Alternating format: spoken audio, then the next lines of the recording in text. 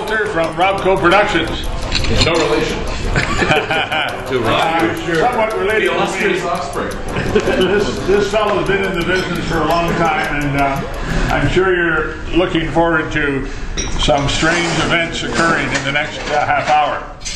So, Geoffrey, you got the floor. Dad. You got the floor. Can you make your dad disappear? I'm trying to do that one for years. I've not been successful. Thanks very much. Yes, my name is Geoff Coulter. I've been a magician and prestidigitator for about 25 years. Worked at the Organ Grinder restaurant for a lot of years, and Canada's Wonderland started out there way back when it was a new park just opened. For the first 2 years I worked there, and I also worked for the Toronto Blue Jays. I did a lot of magic for them, and I've done a lot of private and corporate gigs over the past 25 years, so I'm happy to be here with you guys. So thank you so much. And with all this nice weather, I was thinking, you know, boy, I'm going to be in the mood for a new air conditioner soon. Who am I going to call? Room right here full of guys. All right, excellent. They need the business. Yes. All right, so what I thought I'd do is I'd start off with. You ever remember a few years back there was a television show, and it had this guy who was a magician, and he wore a mask. And he would go around explaining how certain tricks were done. You know, he'd show a magic trick, and then he'd say, this is how the magicians did it, and then he'd proceed to reveal the trick. He was called, I think, well, the Masked Magician. And, magicians like us, we didn't like him all that much. In fact, after he did the show about 2 seasons, well, we killed him. As a matter of fact, so not really but he had a habit of showing how things were done and how tricks were revealed. And one of the things he did was something kind of similar to what I'm going to show you. And what it involves is a handkerchief. There's one little handkerchief, and what he would do is he'd say, you know, I'm going to show you a trick, and then he'd proceed to explain it. So that's what I'm going to do with you right now. I'm going to show you a trick with a handkerchief, and I'm going to take the handkerchief and stick it into my hand, into a little ball like this. See, you can do something like this. Watch out, don't miss this. So the little handkerchief that goes into the hand, and actually you can help me out. You know, just hold my hand like that. Oh, what happens, the crazy thing is, a round egg appears. Thank you, yes. And where did the handkerchief go? Where did the handkerchief go? While the young lady was diverting over into my pocket. Right. What's your name? Mercedes. What is it? Mercedes. Wow, that's a big car. So, anyway. Please. Mercedes, it's my show, Jimmy. Exactly. And one of these little eggs with a hole. Kind of neat. Want to look at that? No, it's just a hollow egg. So how this would normally work is that you would go out and buy yourself one of these. All right, and then you do what we magicians call the preparation. And the preparation is this: you take two exactly the same handkerchiefs, two red ones, make sure that they're exactly the same. Sometimes some people don't do that. They'll pick a pink one or a red one, but they have to be both red. And you do what's called the preparation. This is the preparation. The handkerchief, one of them, just goes into the pocket like this. And then the egg goes into the pocket like this. And then the other handkerchief goes right up here, and you're ready to go. So to start off, you just walk up to people, say hello, how are you? Get chatting with them, just the way I did, and then you start to remove the handkerchief. While you remove the handkerchief, your right hand goes into the pocket. This is what we magicians call misdirection. Misdirection. So you're looking at the handkerchief. Misdirection. Looking at it. While you're looking at the handkerchief, the hand goes into the pocket and takes out the egg, clips the egg, and holds it like this. Takes the handkerchief and goes like this. Look at this wonderful handkerchief, and it goes into the hand like so. Now remember, you got to take that egg and clip it between your second and third fingers and holding it like that. Then proceed to take that red handkerchief, remember the second one is in the pocket, and go like this and start to poke it into the egg. This is what we magicians call poking it into the egg. Yes, thank you very much. Now, it's not rocket science, that's for sure. So I'm going to poke it into the egg like so. Now, it's an 18-inch silk, so it takes a little bit to stick it all the way in. But while you're doing that, you can smile, look at folks, and say, hey, you know what? There's this great trick, and I'm going to show you how it's done. Well, you aren't going to show them how it's done, but I am going to actually do this and stick it right into the hand like this, all the way in, and say, now, this is the magic part, sticking it all the way in like that. Watch. And who's blowing on the egg? Not blowing it? No. Excellent. And there it is. There's the egg, and right inside the pocket is the handkerchief. And then you take your well-deserved bow.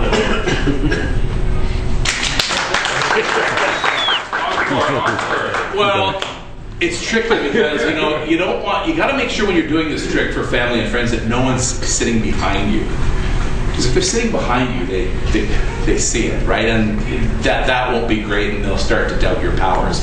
So if that ever happens to you, well, all you have to do is turn the egg around like that, smile, grin, and say, but I'm a magician, and slowly take that hole and peel it right off the egg, like that, and then take the egg and crack it so you don't have egg on your face. Oh.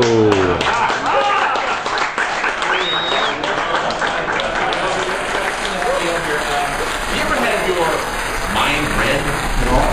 No? Would you like to have it read now? Sure. Okay, glad you said that. You're going to help me out. Actually, what I brought over here is I just went into the local newspaper, David, and I just cut out an article. And what I'm going to do is I'm just going to take the scissors and run them right up and down the article like that, and you say stop. Where you say stop is where I cut that article. All right? So I'm going to stand back here so you can't read it. I don't want you to pick out any particular words, but I'm going to take the scissors up and down. You say stop. Right there? Sure. You sure? No. Right there? No. Higher? Higher. Higher. Stop. Right there? Higher. Okay, watch. I'm not even going to pick that up. If you could pick that up for me. Pick that up. Excellent, excellent. And if you could just have a look at it and just read the article just to yourself. Don't read it to me. I don't want to know. It's actually quite boring. Is it already? Okay. What I'd like you to do, this is kind of interesting. I'd like you just to read just the first 3 or 4 lines where we cut, just to get a sense of what's going on in the article. Okay? Is the doctor moving? No, don't say anything. Don't say anything about it at all. All right, just think about it. Think about it. Now, what I'd like you to do is I'd like you to pick out one of the words in those 3 or 4 lines. Preferably not a the or a to or a but. Those are easy words. Something with 5, 6, 7 letters. All right, don't tell me. You have one? You picked out a word? Somewhere in the. Now, I should tell you that if I cut and the line is partly cut, that doesn't count. You have to start with the first intact line. Okay? So you see an intact line? Yeah. It's okay. One of the top 4 rows. So, yes, one of those top 4 rows. All right. So you've got a word. You have one in your mind? Yeah. Excellent. No one else knows it. Right? I do. Nothing's planned, right? And I can't possibly know it either. I can't possibly know it either unless I go like this. Now make your mind completely blank. Well, that was fast. No, I'm just kidding. Okay. So you have a word. Only you know the word. I'm going to try and figure out what that word is. I'm going to give you a letter or 2. You know how to spell the word? Okay, look at it really fast because when I ask you, I don't want you to look at it for reference, okay? Okay, here we go. You're thinking of a word. Concentrate, concentrate, concentrate. It's a longer word. It has more than 3 or 4 or 5 letters. There, just say yes or no. There's an S. Yes. Keep thinking about it. There's an E. Yes. There's an L. No. Why am I seeing an L? Concentrate on it. More. Still a little hazy. Yeah, it's not an L. Sorry. It's an L this way. Oh, it's 2 L's. 2 L's like that. Oh, it's a W. Sorry, it's a W? Yes. It's not L. It's 2 L's here. There's an N. Yeah. There's 2 of the same letters at the end. Yes. S's. There's 2 S's at the end. There's a T. Yes. W. It. Witness. Witness. You're thinking of witness. Are you? Yeah. Oh, ladies and gentlemen, yes. I'm so used to saying ladies and gentlemen. Gentlemen. Now, hold on a second. Hold on. Wait. There's more. Don't go away yet, because your mind hasn't been completely scrubbed yet. All right, so now, you asked me to cut anywhere, and I didn't influence your choice. It was just where you said. So, I'd like you to read the sentence where I cut, where you asked me to cut. The first intact sentence, what does it say? Out loud, please. The first intact sentence? Yes. Or just out loud? Well, whatever, if it's cut in half, it doesn't count. So the next whole line. But Dr. Wu, the one concerned. Okay, stop there. Again, louder. But Dr. Wu, the one concerned. Right, now. That could have been down here, could have been down here, could have been up here. Would you agree that I didn't influence your choice at all in telling me to stop? So you could have told me to stop down here, I could have cut there, or up here. That's where we stopped. Read it once more for me. But Dr. Wu, the one concerned. See, I had this premonition. That's kind of the reason I was sitting next to you as we had dinner, because I had a premonition about you that you would be helping me out a little later on in the evening, and this piece of paper I stuck up on the wall, this has been up here since before you even got up. I mean, you guys have seen this, right? I didn't put it up here just now. It's been up here for a while. So I'm going to take this down right now. It's even held up with my name. And the crazy thing is that on the count of 3, what I'd like you to do is read that again for me, okay? Go ahead. I'm waiting for 3. Oh, okay. You said on the count of 3? All right. You got in trouble once. I'm gonna even make it even more challenging. There's another envelope here, and this has been sitting here the whole evening. And you guys may have seen this over there as well. This is even more of a challenge because this is sealed in an envelope. And I'm gonna ask you, sir, to hang on to that for me. And look at it one more time and read the sentence. But Dr. Wu, the one Would concerned. you please open that envelope for me?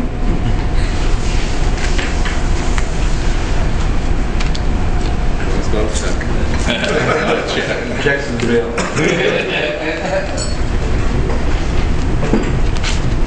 That's great. Anytime tonight would be good. All right, so just slip that out. Excellent. And I'll just take it from you. Thank you. See, this is better because this is sealed in an envelope. But Dr. Wu, the one concerned, and inside that envelope, the craziest thing was printed that Larry just opened, and it says, but Dr. Wu. Wow.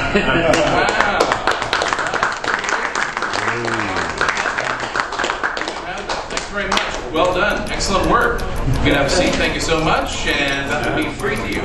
All right, so I need someone else to...